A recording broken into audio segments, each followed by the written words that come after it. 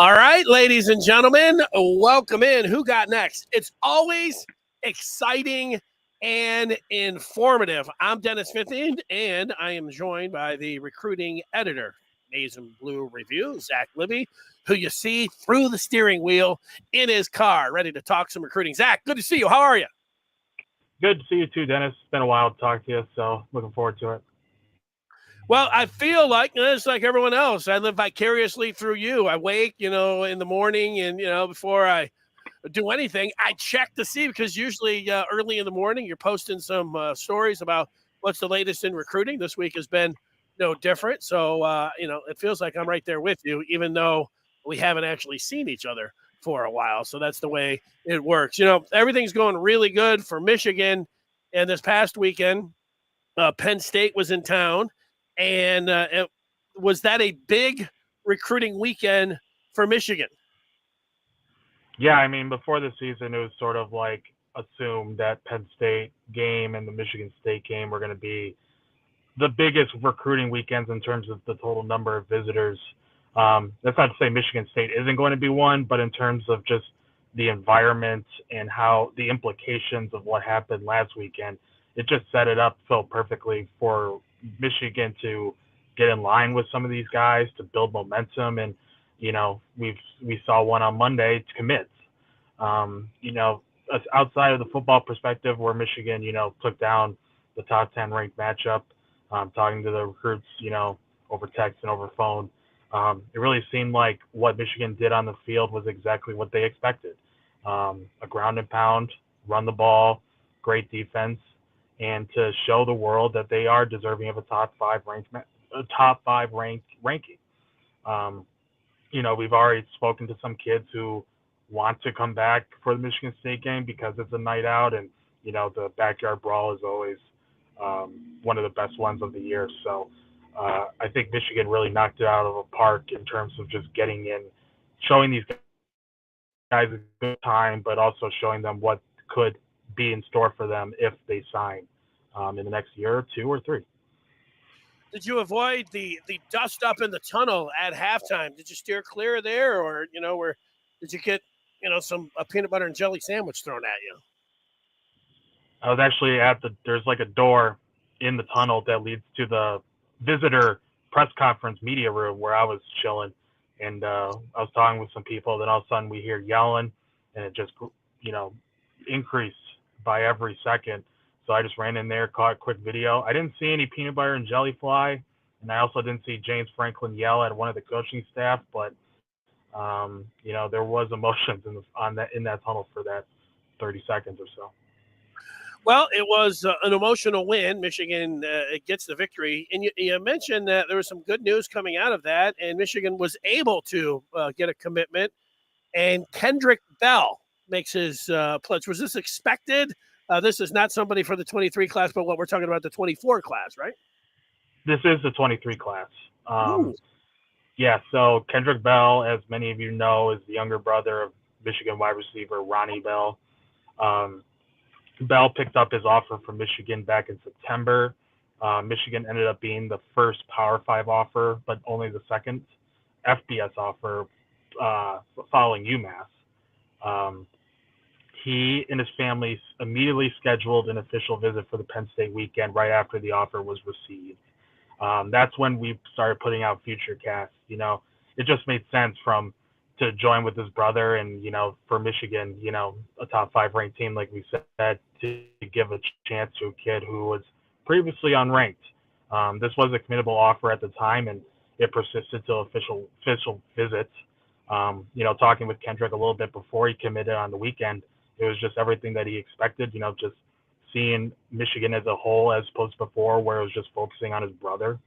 Um, he was saying during the official weekend that Ben Herbert, the strength and conditioning director, really made the difference in terms of how he can trust him in terms of just getting, the healthy weight and the strength necessary to compete at the Big Ten level. He also had genuine conversations with the guys like Matt Weiss, Ron Bellamy, Steve Klingsdale, and of course Jim Harbaugh. he was able to talk to all these coaches because we don't really know what position he's going to play in college. He's a dual threat at his high school in Park Hill in Kansas City, the same school that developed Ronnie. But he has the opportunity to either play wide receiver, defensive back, or maybe stick a quarterback. Michigan hasn't offered a quarterback since Dante Moore committed to Oregon, so maybe they'll stick him at quarterback. But no, I think Kendrick was really appreciative that Michigan saw him for his own talent, as opposed to just simply Ronnie's little brother. But what really made the difference, I think, was conversations that he had with Ronnie on Sunday, saying, Ronnie was saying, like, what's stopping you from going?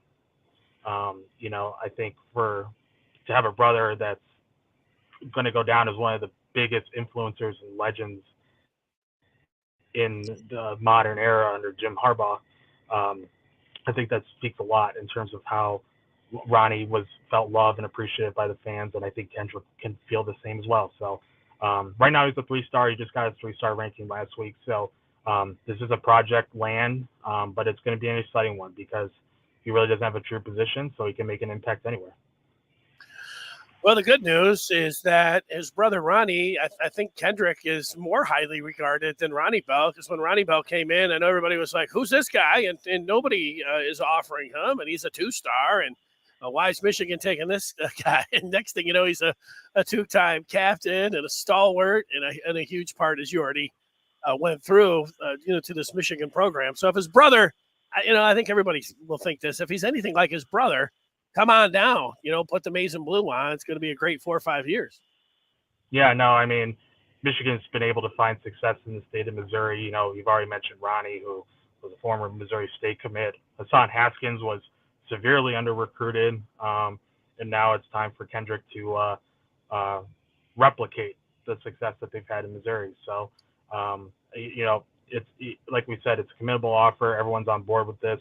He's on board with this. The family's excited. So, it's going to be interesting to see where he ends up playing over these next 4 years.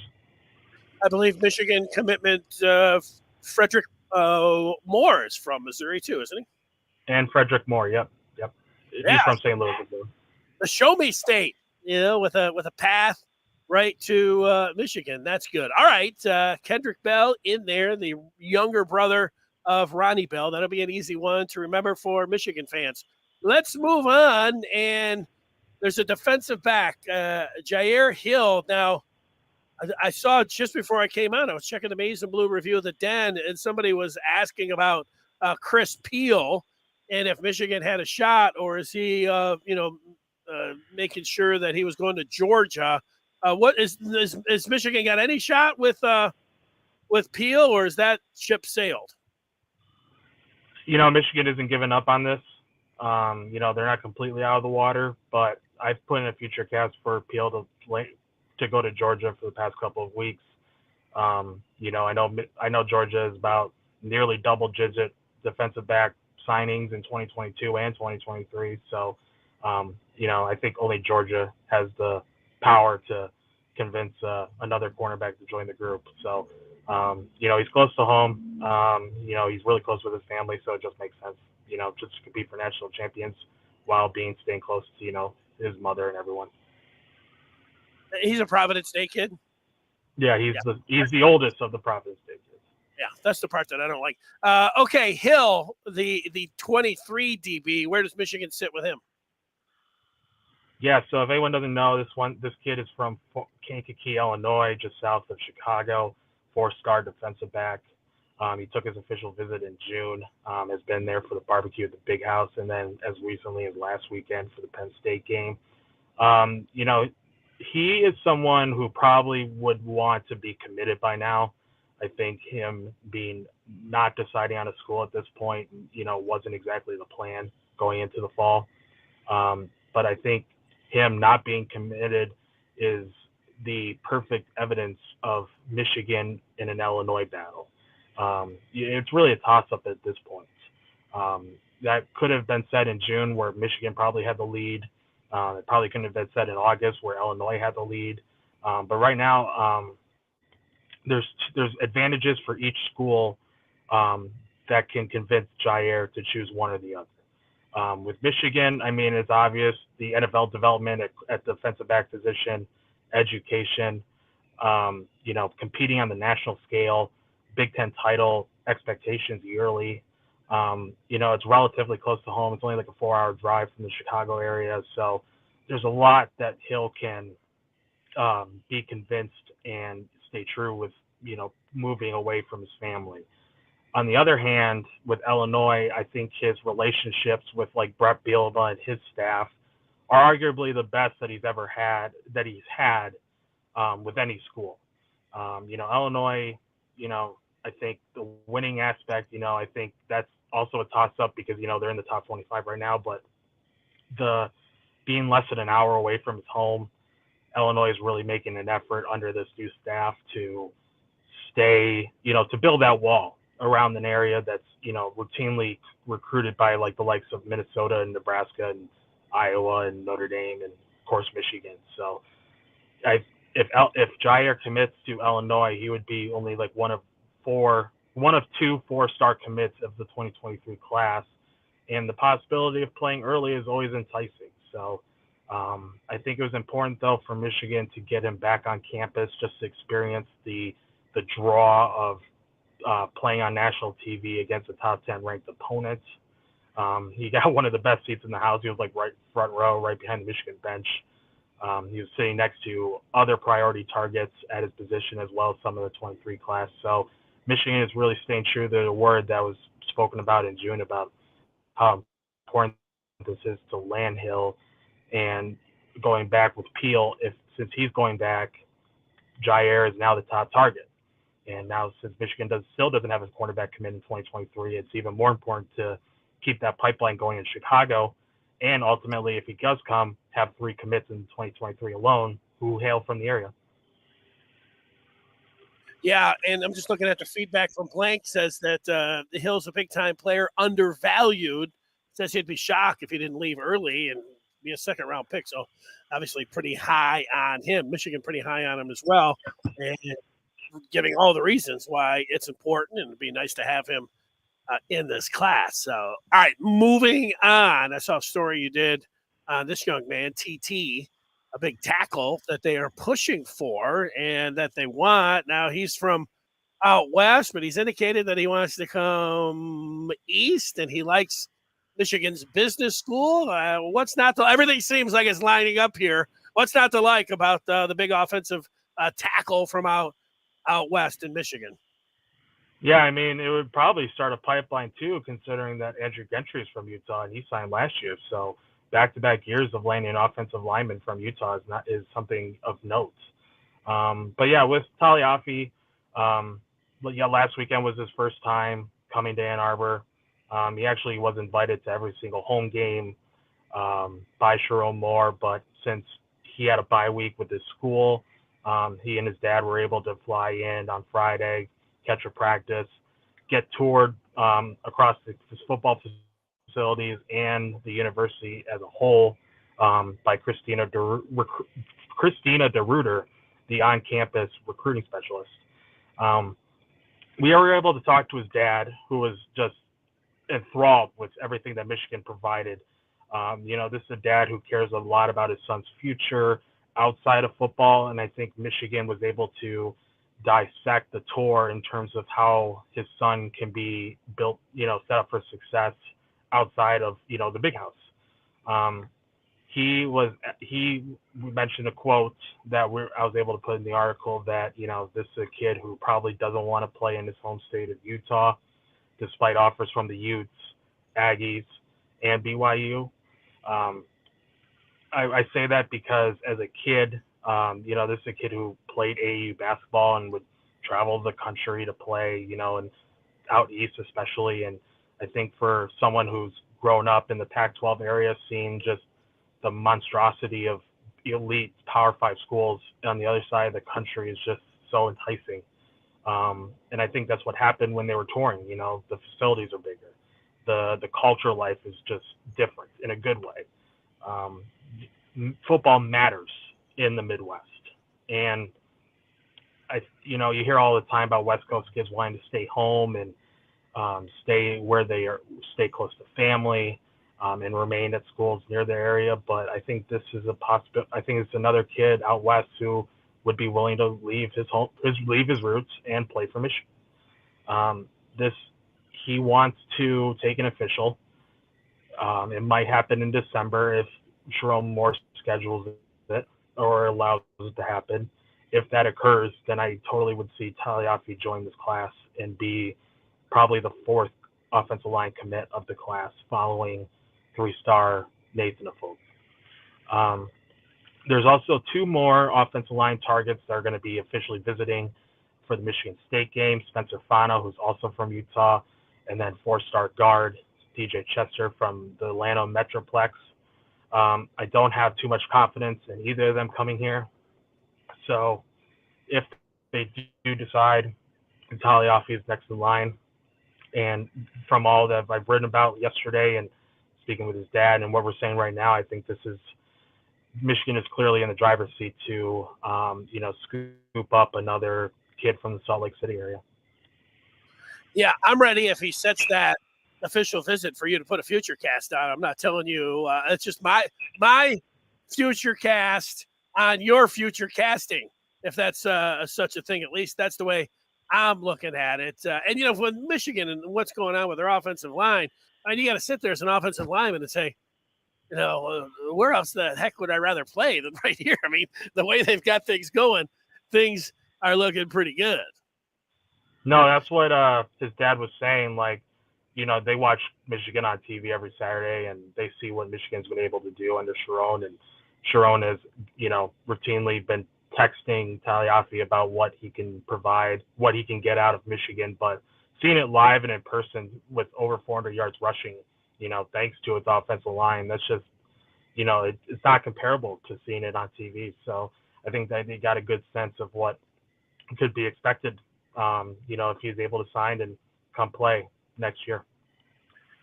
Let's take a feedback question, and I see one that is on the board, and let me just bring it up, and I'll see what you make of it. It's from Io, who says, by having the quarterback Wilson, Zach Wilson's younger brother, visiting this last weekend, and Jaydn Davis coming up visiting for the MSU game, does that put more pressure on Jaydn Davis to give a commitment to Michigan or persuade him to look elsewhere? So, yeah, how do you read that with Jaydn Davis? Everybody wants, most people know from Providence Day in Charlotte, North Carolina, Michigan really wants him. They brought a quarterback in where they're trying to light a little fire or something little going on here. How's the recruitment going? Well, I think Michigan learned his lesson with 2023 by putting all its dominoes and putting all his eggs in one basket with Dante Moore and, be handcuffed, so to say, with going after one guy. Michigan's doing, the fact that Wilson visited, it's good to see that other quarterbacks not named Jaydn Davis are showing interest. But keep in mind, he hasn't been offered yet. So even if he did, I mean, Davis is still number one. And for him to visit elsewhere, let's say he was at Tennessee last week for that game against Alabama, and I know he's going to check out other places. He's just a kid. He's a junior who just wants to know that his decision, when it gets finaled, is the right one. You can't blame him for going across the country just to make sure. He clearly knows that Michigan's going after him, and he clearly has interest. Hence, he's going to come back for the Michigan State game, which will be his fourth time on campus since June. We're seeing that in the 25 class too, where Michigan is diversifying its search for quarterbacks, and then we'll narrow it down, month by month. But I don't think Wilson's visit has impacted how Michigan feels about Davis, and I don't think Davis feels like he needs to commit in order to go to Michigan. There's other quarterbacks too, like Michael Van Buren out of Baltimore St. Francis, who's about to drop his top list. He's another quarterback to keep in mind. There's others like Isaiah Marshall from Southfield, who's having a renaissance of a year. But regardless, Jaydn Davis will still be the guy. His teammates like Channing Goodwin, who visited last week alone with his dad. Jordan Shipp, the other wide receiver, and David Sanders, the offensive tackle. There's still interest with Michigan in that school. So again, just to keep it simple, there's no effect in how Jaydn Davis is perceived at Michigan just because Isaac Wilson visited, and I don't think Jaydn Davis feels one way or the other about trying to shut it down just because Michigan is hosting others, if that makes sense. It does. What makes sense to me is getting all those guys for Providence Day. I want them all. There's I don't know if this is a question more than just a statement. Michigan Chris is saying he is hoping for a strong finish to the 23 class. Hill and Peel, which we've already discussed, would be the icing on the cake and the cherry on top.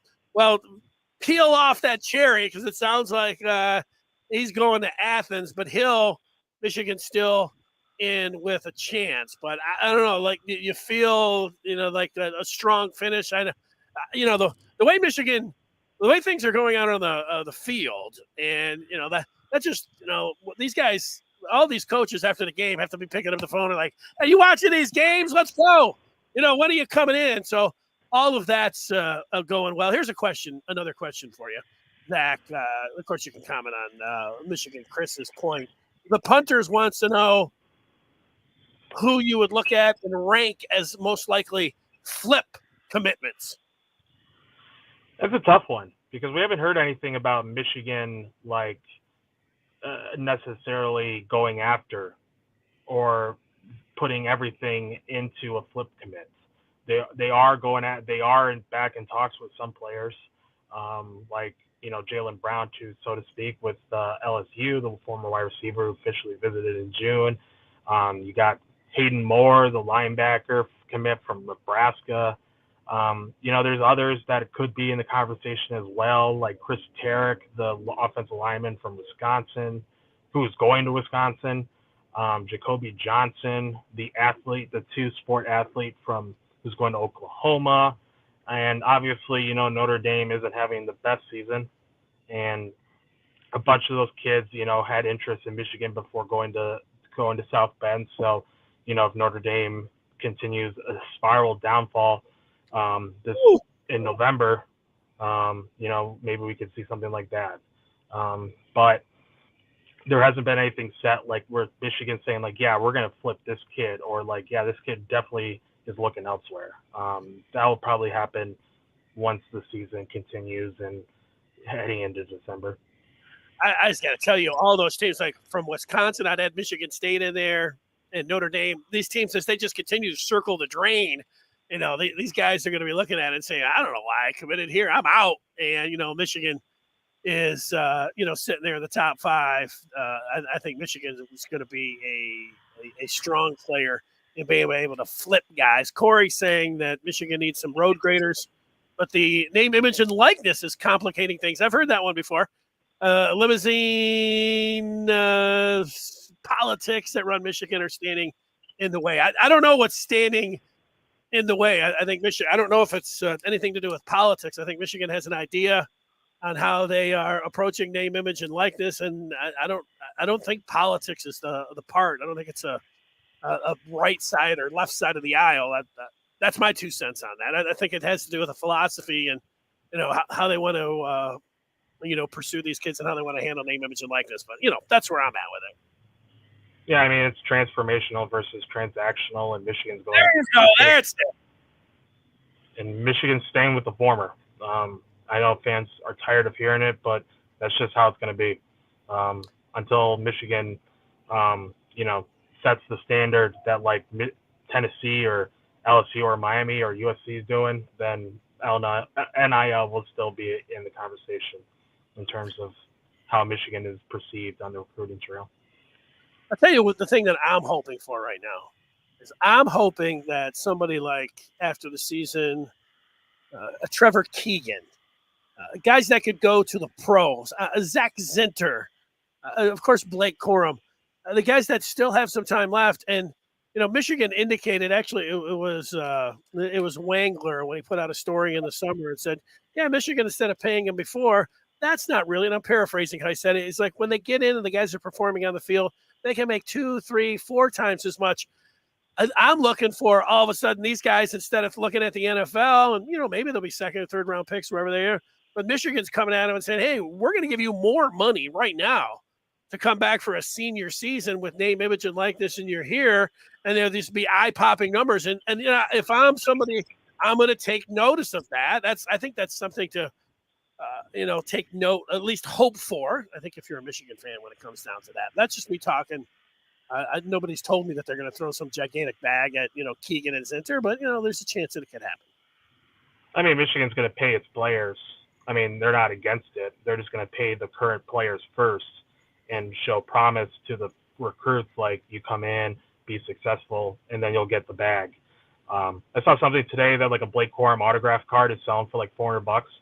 So, like, that's just one example of, like, hey, you come in, do your thing, and you'll reap the rewards. It's more like a prove it kind of deal, I guess, as opposed to empty promises that some schools are doing. Yeah, $400 for a Corum card, huh? Now, Zach, you're kind of a young guy, so I better explain myself. If I just say it, you might be like, what's he talking about? The next player is Karmello English, a 23 wide receiver. And if I said Karmello who, would you understand what that means? No. All right. Well, so back in 2004, so it's been a few years, the Detroit Pistons picked Darko Milicic after LeBron James. And the entire Piston fan base, they wanted Carmelo Anthony. And up at the championship ceremony, up at the podium, Rip Hamilton went up, and he came up, and everybody was cheering for him, and he said, Carmelo who? And so for years, people would say Carmelo who. Was it Chauncey or Rip? I think it was Rip. Now that I said it, I think it might have been Chauncey. One of those two guys said Carmello who. So Carmello who? Karmello English, the 23 wide receiver. Let's finish up on him. Yeah, so he just visited Michigan unofficially last weekend after officially visiting back in June. If you don't know much about him, he decommitted from Auburn back in the summer. He had a final three of Michigan, Auburn, and Kentucky, and ended up staying in his home state because he's from Alabama. He decommitted and then is, reshuffling his choices. But, Kentucky and Michigan are still rightfully in it. Penn State is also looking to get him on for an official visit. Oklahoma as well, and Ole Miss too. But no, he visited and was treated as such as one of the top uncommitted receiver recruits in the country. He was able to spend time with the coaches, obviously with like Ron Bellamy, who has recruiting ties in the South.